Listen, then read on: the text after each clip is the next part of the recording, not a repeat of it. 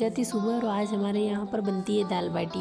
दाल बाटी बनाने के लिए मैं आटा छान लेती हूँ सबसे पहले, तो उसमें स्वाद के अनुसार नमक और थोड़ा सा मीठा सोडा डाल देती हूँ। और मीठा सोडा डालने के बाद हल्दी और दही। मीठे सोडे और दही से बाफले बहुत ही अच्छे फूलते हैं। तो मैं यहाँ पर आज चूल्हे पर ही बनाती हूँ, क्योंकि सभी के लिए ओवन में बनाना नहीं बनता है, इसलिए मैं चूल्हे पर ही बनाती हूँ। बाफलों में अच्छे से तेल का मोयन भी लगाती हूँ।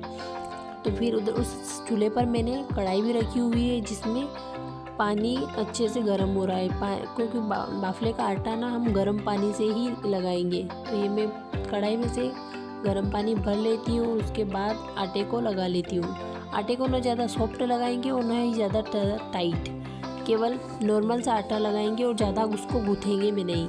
फिर आटा गूँथने के बाद मैं इसके बना लूँगी बाफले। तो बाफले बन भी रहे थे और आपको साइड में दिख भी रहा होगा कि पानी में भी अच्छे से उबाल आ रहा है। तो थोड़ा और पानी कम पड़ता है, तो मैं फिर उसमें और पानी डालती हूँ और इधर बाफले भी बना लेती हूँ। तो सारे बाफले मैं बनाकर रेडी कर लेती हूँ। उसके बाद पानी में अच्छे से उबाल आने के बाद सारे बाफले उसमें डाल देंगे।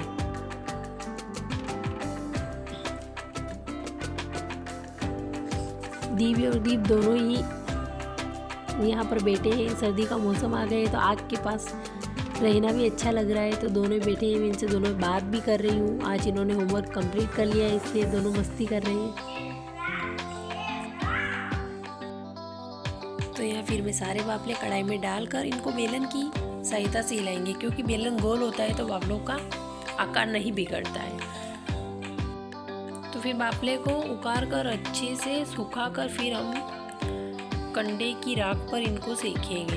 तो सेकने के बाद फिर अच्छे से सीख जाए, उसके बाद हम चूल्हे में डालकर फिर ऊपर से राख डाल देंगे। इससे बाफले बहुत ही अच्छे बनते हैं, क्योंकि राख होती है और पानी में जो उबले हुए बाफले होते हैं वो जल्दी ही पककर तैयार होते हैं। फ्रेंड कैसे हो? आशा करती हूँ कि आप सब अच्छे होंगे। स्वागत है आप सभी का कविता विलेज ब्लॉग्स में। तो हो गई हमारी सुबह, हम घर से खाना खाकर आ गए हैं और वही काम हम करते हैं। खेत पर आज निदाई करते हैं लहसुन की, और बेड का कार्य हमने कर लिया है। हमने जो बेड बनाए हैं फ्रेंड, उनमें बहुत ही नुकसान हो गया हमारा। हमें पता नहीं था कि बेड को ऐसे लगाया जाता है, या फिर इस पर लहसुन लगाने के लिए हमें क्या क्या सावधानियां बरतनी चाहिए। मैं आपको जाकर दिखाती हूँ कि हमसे क्या गलती हुई। यदि आप भी लहसुन लगाते हो बेड पर तो आपसे ये गलती ना हो, इसके लिए तो देखते हैं। तो फ्रेंड यहाँ देखिए, लहसुन का भाव अच्छा होने के कारण हर किसान सोचता है कि हम लहसुन को अच्छी तरह से लगाएं। तो हमने भी यही सोचा और हमने भी बेड की विधि अपनाई। हमने पहले बेड की विधि कभी नहीं अपनाई, लेकिन हमें आधा अधूरा नॉलेज लेकर हमने बेड लगवाए। तो हुआ सबसे पहले है कि यदि आप बेड लगवाओ और बेड लगाना चाहती हो तो सबसे पहले खेत को अच्छे से 2 बार उसकी जुताई कर ले। तो 2 बार जुताई करने के बाद खेत जब सूख जाए प्रॉपरली पूरी तरीके से, उसके बाद ही बेड बनाए।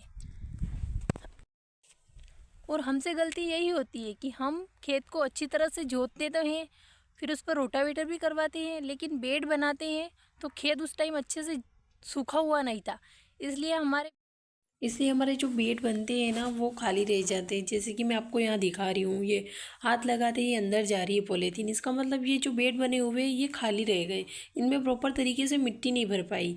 और फिर हमने क्या किया कि मजदूर लगा दिए। बेड को अच्छी तरह गीला भी करना होता है, और हम गीला तो करते हैं लेकिन पूरी तरह से गीला नहीं करते। और मजदूर लगाते थे ये कली लगाने के लिए। तो कली लगाते हैं तो फिर आधी कली मिट्टी में रह जाती है और आधी कली ऊपर ही रहती है। तो ऊपर रहती है वो ग्रो तो कर लेती है, लेकिन जड़ ज़मीन में जाती है।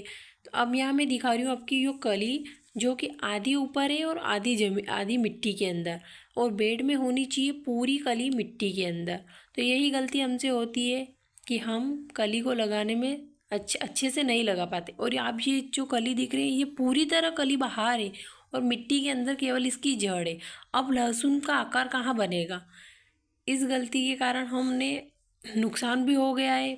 कम से कम 50% लहसुन हमारी इस तरह से ही लगी हुई है। अब कुछ कर तो नहीं सकते, पर अगली बार जब भी बेड लगाएंगे उसमें रखेंगे हम सावधानी। अब पछताने से होता क्या है, लेकिन कई कई बार हमने कलियाँ लगाई है इसमें, जहाँ खाली रह गई थी उसमें हमने लगाई। फिर मैं यहाँ आ जाती हूँ अपनी ये लहसुन को नींदने के लिए। यहाँ करती हूँ निंदाई, और फिर दोपहर का टाइम भी हो जाता है, मैं खाना खाती हूँ।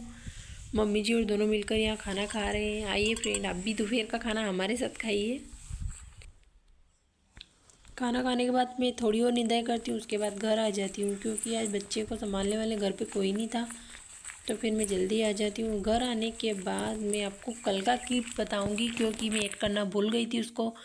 तो घर आने के बाद फिर मैं इस जो बकेट पड़ा था इसको मैं पेंट करती हूँ, क्योंकि इसमें मुझे फ्लावर्स लगाने, मतलब पौधे लगाने हैं, तो इसी वाइट कलर की थी, अच्छा नहीं लगता है। तो फिर कलर भी पड़ा था दिवाली का और ब्रश भी था, तो फिर कलर में इस पर येलो कलर करती हूँ, क्योंकि ना इसे वाइट वाइट अच्छा नहीं लग रहा था। तो फिर मैंने सोचा यार कलर भी पड़ा है तो इसको अच्छे से कलर कर दिया जाए, समय भी है मेरे पास, तो फिर इसका यूज़ भी किया जाए, समय और कलर का।